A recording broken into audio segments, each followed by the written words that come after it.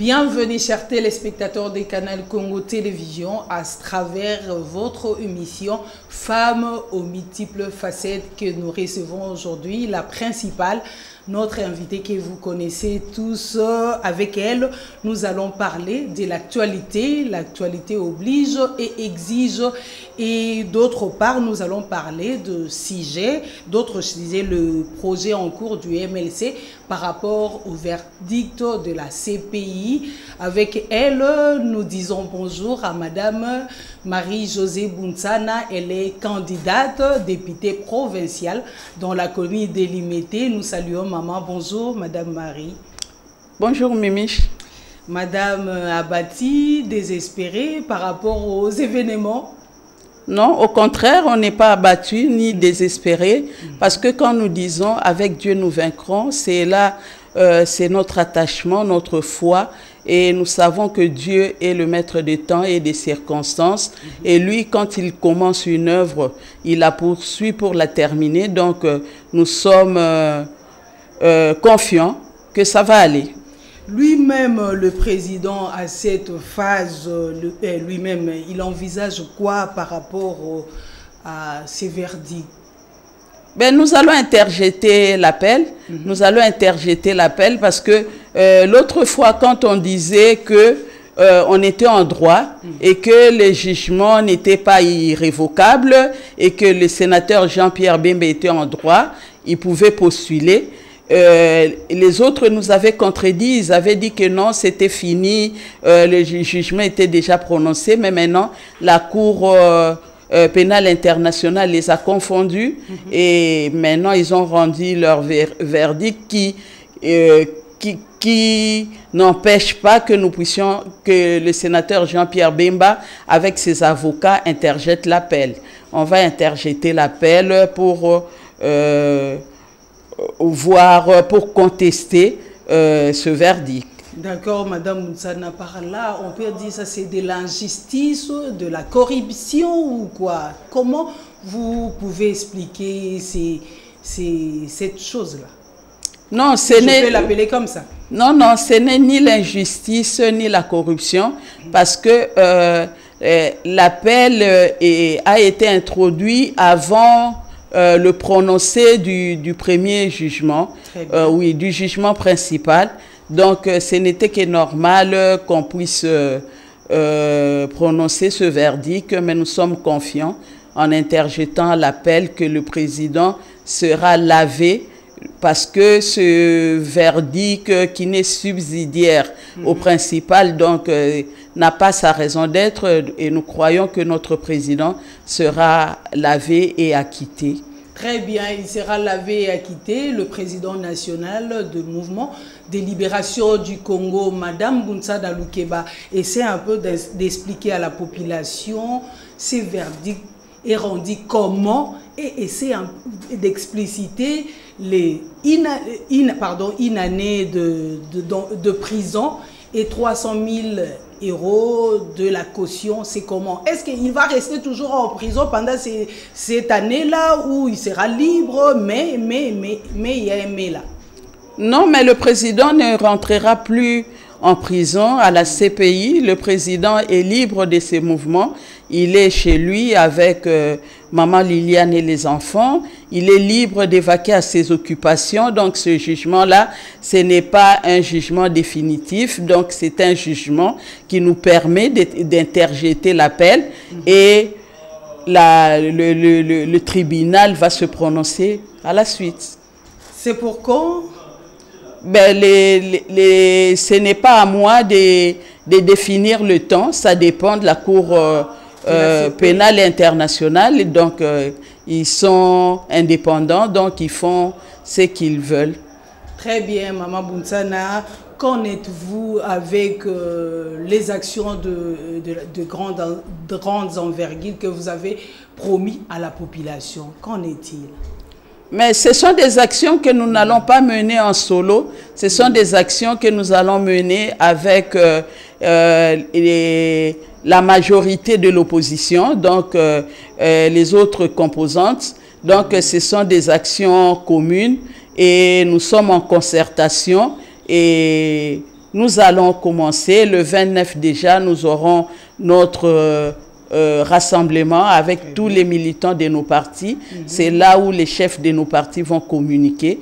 Donc, les actions, nous sommes en préparatif de ces actions.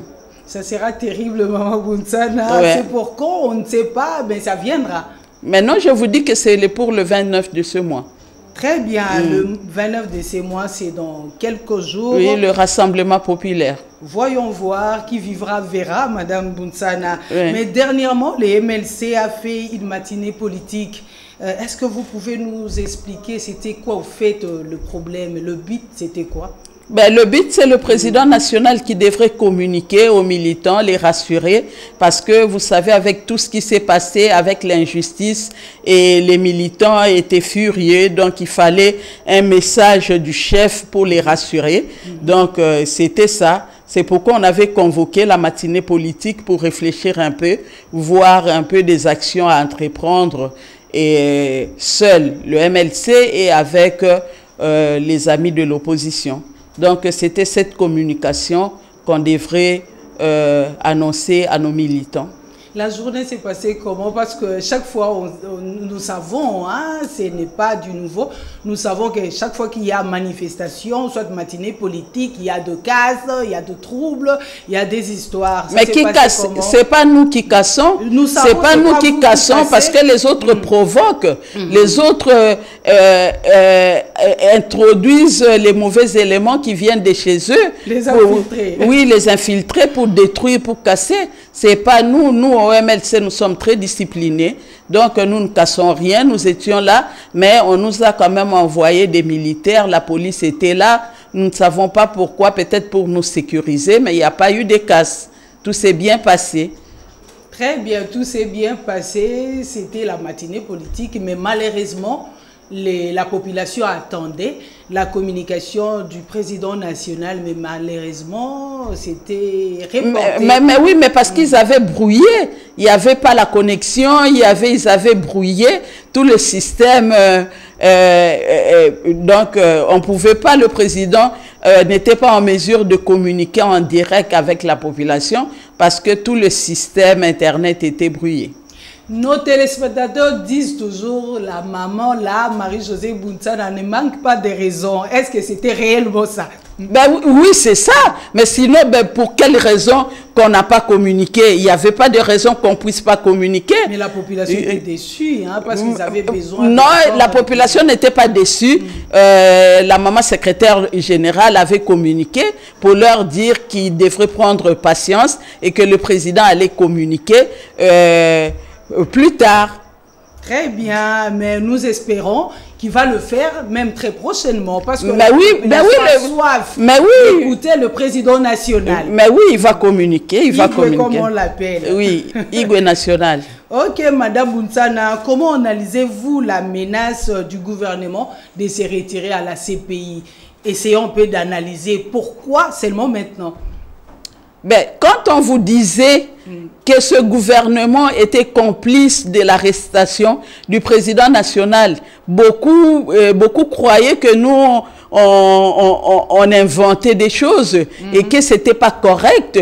Mais maintenant, ils l'ont prouvé. Ils sont tellement, depuis la libération du président national, maintenant, ils savent pas ce qu'ils doivent faire parce qu'ils avaient corrompu, ils avaient monté une histoire qui n'existait pas. Et après, les juges ont dit le droit. Maintenant, ils sont furieux. Et, ben, on ne comprend pas. Après tout, le sénateur Jean-Pierre Bemba, c'est le fils du pays.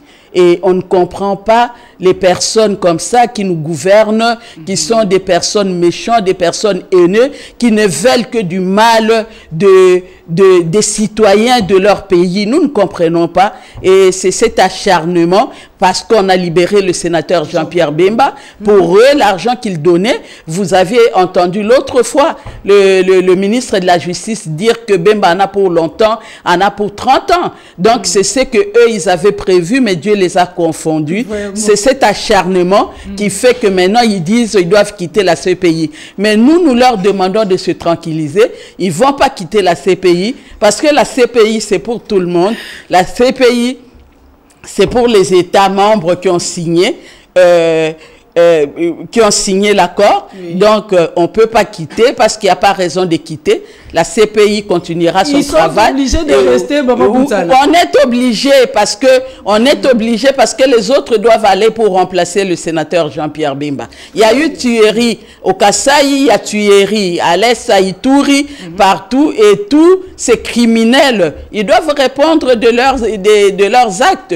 On ne peut pas quitter la CPI comme ça pendant qu'ils n'ont pas encore répondu. Très bien, ce sont des dires de Maman Marie-Josée Bounsana. Ouais. En tout cas, le gouvernement n'a pas raison de devenir poltron. Hein. Il faut attendre toujours.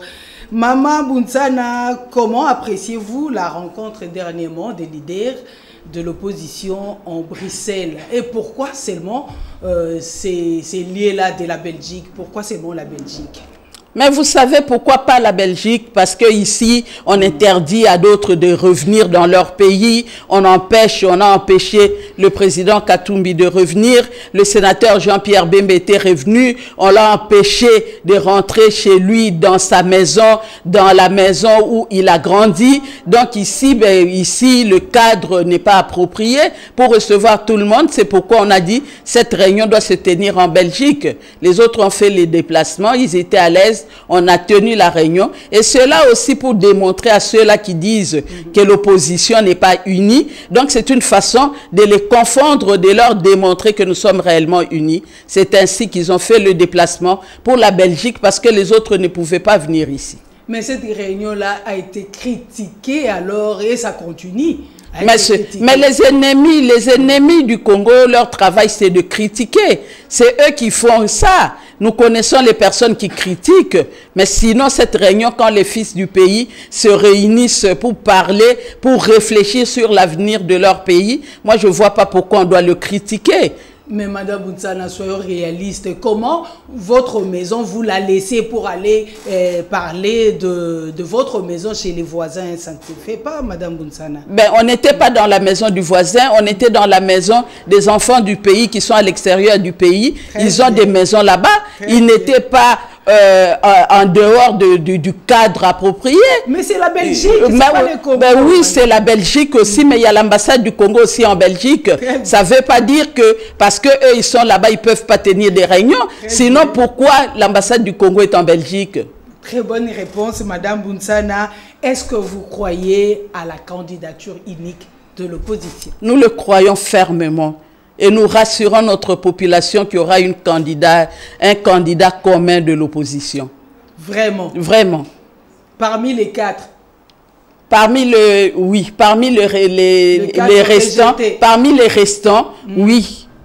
Parmi les restants, il y aura un candidat commun de l'opposition. Okay, soyez rassurés. Très bien, ce sont des dires de Maman Marie-Josée. La CENI vient de publier le liste définitive, mais dans ces listes-là, il manque 4 grosses moulures, comme on dit. Comment vous pouvez analyser comment je peux l'appeler l'acquittement ou soit l'invalidation? Ben, moi, je dirais que la CENI, là, on doit changer le nom de la CENI, la dénomination de la CENI, parce que cette CENI nous a déçus et la CENI nous a prouvé qu'elle n'était pas indépendante. Donc, c'est une CENI sur qui nous ne devons pas nous fier pour avoir les élections crédibles, inclusives, transparentes, apaisées en République démocratique du Congo. Donc, cette CENI au service d'un individu, d'une composante, cette CENI n'a plus raison d'être pour moi. Là, c'est mon point de vue. Donc, ne me posez pas des questions en ce qui concerne une CENI qui est dépouillée de sa valeur, une CENI qui est au service d'un individu et de sa composante.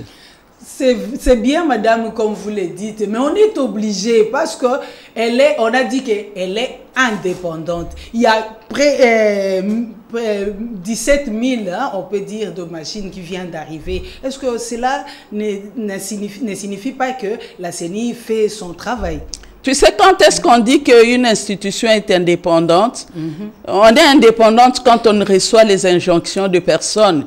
Quand on ne reçoit pas des lettres, quand on ne sort pas du cadre régi pour organiser les choses. C'est à ce moment-là qu'on va croire l'indépendance de l'institution. Mais quant à la CENI, ce n'est pas le cas. La CENI a reçu la lettre du ministre de la Justice. La CENI a reçu des injonctions pour invalider le sénateur Jean-Pierre Bemba pendant que la loi ne disait pas tout ce qu'ils ont dit. Donc la CENI est inféodée, donc c'est une CENI. Par la suite, nous ne croyons pas à l'organisation crédible des élections avec cette CENI parce qu'ils nous l'ont prouvé, donc nous ne savons pas que la CENI fasse venir ces machines. Et pourquoi la CENI insiste sur les machines? Vraiment. Les machines, la CENI d'elle-même, elle s'est décidée. Les machines ne sont mentionnées nulle part, ni sur la loi électorale, ni sur le calendrier, ni sur la Constitution. Et d'emblée comme ça, M. Nanga qui se réveille, qui dit, bon, on va aller aux élections avec les machines à voter, pendant que les autres ne sont pas d'accord avec cette machine. Les gens ont démontré que cette machine n'était pas fiable. Et même dernièrement, il y a les experts de la Grande-Bretagne qui ont démontré qu'il fallait des préalables pour utiliser cette machine. Mais M. Nanga continue avec sa machine à voter. C'est pour dire que cette machine n'est pas fiable pour les élections. Donc cette machine, c'est pour tisser des tensions, c'est pour créer des problèmes en République démocratique du Congo et pour faciliter leurs candidats parce qu'ils ont déjà leurs candidats en poche et c'est par cette machine qu'ils vont tricher. Mais nous disons non à la machine à voter. Nous n'allons pas aux élections avec cette machine à voter parce que les élections n'est pas seulement pour M. Nanga et sa composante. Les élections, c'est pour le peuple congolais, c'est pour tout le monde. Donc le peuple doit être libre de se choisir ses dirigeants et le peuple doit être prêt à aller aux élections crédibles. On ne peut pas nous donner des élections déjà préparées, déjà conçues, ou une parodie des élections. Nous ne pouvons pas aller aux élections pareilles. Donc nous sommes vraiment désolés de ça. Et nous disons, ben, M. Nanga, c'est lui-même qui prendra les responsabilités. C'est la décision de l'opposition. C'est la décision de l'opposition. 15 355 candidatures pour 500 sièges.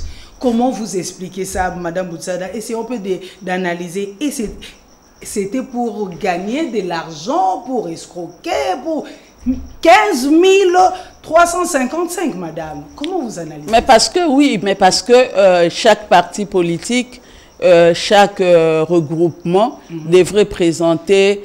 parce qu'il y a 500 sièges pour la députation nationale. Donc, chaque parti devrait présenter le nombre des sièges, le nombre de ses candidats par rapport aux sièges. C'est ce qui fait qu'on ait ce nombre. Cartel de femmes politiques leaders actives, Maman Marie-Josée Bounsana, vous êtes la présidente. Son évolution, parlez-nous de ça. Oui, le cartel est en forme, seulement nous avons passé des moments douloureux parce que notre vice-présidente, Maître Fifi Solange, a perdu son mari. Le corps est sorti aujourd'hui. Nous présentons les condoléances au nom du cartel à la famille de Maître Fifi Solange. Et le corps est sorti aujourd'hui, donc l'enterrement demain. Nous, au cartel, nous sommes une famille. Quand l'une a été prouvée, donc un être cher, donc cela nous concerne toutes, donc nous sommes en deuil. Vraiment, vous êtes en deuil, mais cela n'empêche pas que vous vous rassemblez, qu'il y ait des activités. Est-ce qu'on a invalidé quelques femmes du cartel, Madame Bounsana? Non, non, jusque-là, non. Toutes les femmes du cartel qui ont postulé sont maintenues. Il n'y a pas des invalidés. Donc, nous sommes là, nous sommes des candidates. Tout de suite, là, vous venez de me dire que vous venez d'une réunion. C'était quoi, au fait? Oui, il y a une réunion que la ministre du genre provincial, la ministre provinciale du genre... Dans le cadre du cartel? Oui, nous étions là, dans le cadre, nous étions invités en tant que les leaders, les femmes leaders. Donc, il y a le réseau de femmes leaders africaines, la branche de Kinshasa qui est mise en place aujourd'hui. C'est ainsi qu'on a invité le cartel parce que les femmes qui composent le cartel sont des femmes leaders. Nous sommes des leaders au sein de nos partis politiques. Donc, c'est à ce titre qu'on a été invité à participer à cette réunion qui a eu lieu à Romeo Golf. Vous êtes plusieurs candidates au cartel hein, qui ont postulé. Madame, comment vous vous préparez? Parce que bientôt, là, c'est le 22 novembre. Donc, quelques mois, comment vous vous préparez?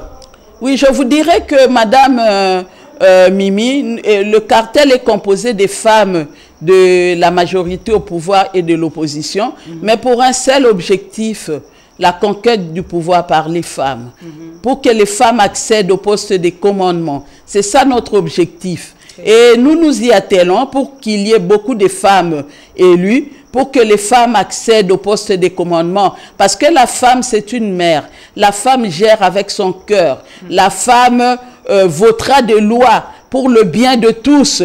Et la femme posera des actes pour l'intérêt de la nation et non pour les intérêts partisans. Donc c'est pour vous dire que plus les femmes seront élues, plus notre pays va changer dans sa gouvernance et le pays va accéder au concert des nations développées. Très bien, on ne fait pas la publicité de la présidente hein, qui a postulé. Est-ce que vous, les femmes de cartel, parce qu'elle aussi, elle est leader, vous aussi, vous parlez du leadership, est-ce que vous êtes derrière elle? On ne fait pas sa publicité, mais c'est la seule. Vous savez, au cartel, nous parlons femmes. Et les femmes qui sont les femmes du cartel sont des femmes formées, sont des femmes que le cartel suit, sont des femmes compétentes. Donc nous au cartel, c'est la compétence qui compte. Donc ce n'est pas parce qu'on est femme et qu'on doit soutenir la femme. Nous voulons des femmes compétentes. Celle-là qui est candidate, si elle est compétente, qu'elle nous le prouve comme ça, ben, si on est convaincu, ben, on la soutient. Mais toutefois, nous soutenons la candidature, sa candidature. Elle est courageuse. Donc une femme qui a osé parmi tant d'hommes. Donc nous la souhaitons bonne chance. Est-ce que Cartel a prévu de programmes par rapport aux jours à venir? Oui, le programme, nous sommes là parce que nous avons le programme ambitieux, c'était de former nos candidates pour que les candidates soient en mesure de battre campagne et que les candidates par rapport au projet de société de leur parti politique, que les femmes soient en mesure de défendre les projets de société de leur parti politique et les femmes soient en mesure d'élaborer leur message de campagne et de battre campagne autrement. Les femmes du cartel vont battre la campagne autrement. Nous, la campagne, ce n'est pas... On a besoin de savoir par curiosité. Oui, là c'est un projet, un programme. C'est un programme que nous allons défendre. Nous n'allons pas battre la campagne, donner des poulets, dire aux gens 500 francs. Oui, 500 francs et 1000 francs. Là, la population a faim, madame. Non, là, c'est pas... Justement, la population a faim, mais il faut à la population une bonne gouvernance. Ce n'est pas que la population ait un poulet aujourd'hui et que demain cette population meurt de faim. Il faut que la population ait à manger tous les jours, que la population ait les institutions qui rassurent, que la population ait un salaire décent et un travail décent. C'est notre travail, c'est à nous en tant que femmes leaders. Nous nous battrons une fois élus quand nous serons dans les institutions et nous nous battrons pour que le citoyen congolais et accède au repas 3 fois par jour et qu'il ait aussi un travail décent et qu'il y ait des lois qui protègent, des lois qui rassure. Madame Bounsana, vous rêvez rentrer en arrière, donc faire 10 pas en arrière, moi, 3 fois par jour. La population est fatiguée. Moi, je rêve pas. Moi, je rêve pas parce que moi, j'ai grandi dans ces conditions. Est-ce que oui, moi, j'ai grandi dans ces conditions pendant la Deuxième République. Moi, j'ai grandi. On mangeait 3 fois par jour. Ce n'est pas le... Ben, on doit quand même, les expériences du passé doivent quand même nous servir pour l'avenir. On ne doit pas effacer tout le passé, parce que dans le passé, il y avait quand même de bonnes choses que nous pouvons exploiter maintenant pour pouvoir construire notre pays. Donc, on ne peut pas effacer tout ce qui s'est fait dans le passé pour dire que c'est le passé. On n'efface pas le tableau comme ça. Nous allons profiter de ce que nous avons vécu par le passé pour pouvoir le mettre en pratique dans le présent et pour que l'avenir des Congolais soit meilleur. Très bien, mais la population là est fatiguée. Hein? Elle dit que c'est votre idéologie. C'est ce que vous dites chaque fois. Promettez à la population. Qu'est-ce que vous allez faire réellement? Changement de mentalité, Maman Bounsana. Oui, la transformation sociale, ça commence par la mentalité. C'est pourquoi je t'ai dit que les femmes du cartel, les femmes leaders du cartel vont battre campagne autrement. Et c'est là pour changer, pour transformer la mentalité du Congolais. Donc c'est ça. Donc nous allons travailler. Nous allons travailler pour que le Congolais accède aux ressources du pays aussi. Très bien, parce que nous avons beaucoup de ressources, hein, madame. Ouais. Nous avons vraiment beaucoup de ressources. Que Dieu vous entende. Battez-vous pour que la population se réjouisse de votre capacité. Maman Bounsana... Nous avons de l'eau, mais il y a la population dans d'autres communes, il n'y a pas de l'eau. Nous avons l'électricité et pendant que nous avons Inga, mais dans d'autres communes, il n'y a pas l'électricité et il y a le délestage. Moi, le concept délestage, la première fois que j'ai entendu parler du délestage, mais moi, ça m'a étonné. J'ai dit, mais ça vient d'où comme ça? On m'a dit, mais vous ne savez pas le délestage. Là, c'est à l'entrée de l'AFDEL. C'est un concept que l'AFDEL a amené, le délestage, parce que pendant la République, il n'y avait pas de délestage. Moi, je n'ai jamais entendu délestage. Donc, vous voyez un peu, nous disons que aussi, si les femmes sont élues, donc les femmes feront à ce que les ressources soient distribuées équitablement à tous les Congolais. Pas une femme égoïste, mais la femme mère qui a le cœur pour aider, pour orienter Maman Bounsana, n'est-ce pas? Oui, la femme égoïste, c'est une exception. En majorité, les femmes sont des mères. Les femmes travaillent avec leur cœur. Très bien. Oui, les femmes égoïstes, là, c'est l'exception. Très bien. Merci beaucoup, Maman Bounsana. Nous arrivons à la fin de notre émission. Un mot par rapport aux femmes du cartel.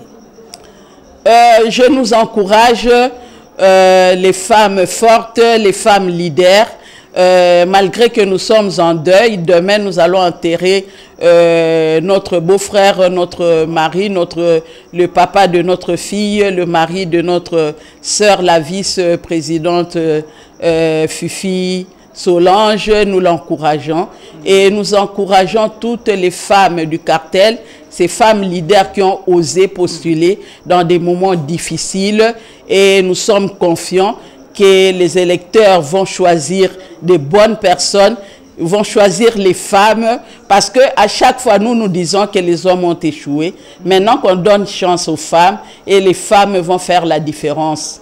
Un mot d'encouragement, Maman Bounsana, pour les femmes qui sont fatiguées. Ben, nous disons aux femmes qui sont fatiguées, nous saluons ces femmes fatiguées. Il y a des femmes qui se réveillent très tôt le matin pour aller puiser de l'eau. Il y a des femmes qui se réveillent très tôt le matin pour aller chercher quoi à vendre pour nourrir la famille. C'est le travail d'un leader. Oui, nous les encourageons. Nous leur disons de se lever, d'être fortes et de choisir des personnes qu'il faut. Parce que pour pouvoir changer des choses en République démocratique du Congo, c'est le seul pays que nous avons. Notre pays que Dieu nous a donné. Et ce pays, Dieu l'a doté de beaucoup de ressources. Mais ces ressources ne profitent qu'à un groupe. Donc, faisons un effort, choisissons des bonnes personnes, élisons plus de femmes pour qu'il y ait beaucoup de femmes dans les institutions de la République et pour que ces femmes-là portent un changement dans la gouvernance. Nous encourageons toutes ces femmes, les mamans Malewa, nous les encourageons, nous les saluons. Nous saluons les mamans de Somba Zikida. Il y a les mamans importatrices qui sont au marché Somba Zikida. Ces mamans importent des produits, des oignons. Nous les encourageons, nous les saluons. Nous leur demandons d'être confiants et que ces mamans puissent voter pour toutes les femmes, pour que les femmes apportent un changement en République démocratique du Congo. Parce que nous croyons au leadership féminin. Et le changement, c'est la femme. Très bien. Un mot par rapport aux militants des MLC qui sont fatigués aussi. Ben, les militants du mouvement de libération du Congo... Par rapport aux nouvelles... Hein? Oui, nous ne sommes pas fatigués parce que nous avons attendu pendant 10 ans. Pendant 10 ans, on a attendu. Il y a d'autres qui se sont moqués de nous, mais nous avons attendu. Oui. Nous sommes confiants et nous croyons que le Dieu là ne peut pas se contredire. Et quand nous disons avec Dieu nous vaincrons, c'est avec assurance que nous le disons. Et parce que Dieu est le maître de temps et des circonstances et nous croyons que la victoire est certaine. Nous ne devons pas nous fatiguer, nous lasser. Continuons notre combat et la victoire est certaine. Voilà, avec ces mots que nous terminons cette émission Femmes aux multiples facettes que nous avons réussi pour vous, Madame Marie-Josée Bounsana Loukeba. Je rappelle, elle est candidate députée provinciale dans la commune délimitée. J'ai dit merci à Karine et Bébé, j'ai dit merci encore à Kabongo, merci et à très bientôt. Au revoir. Au revoir.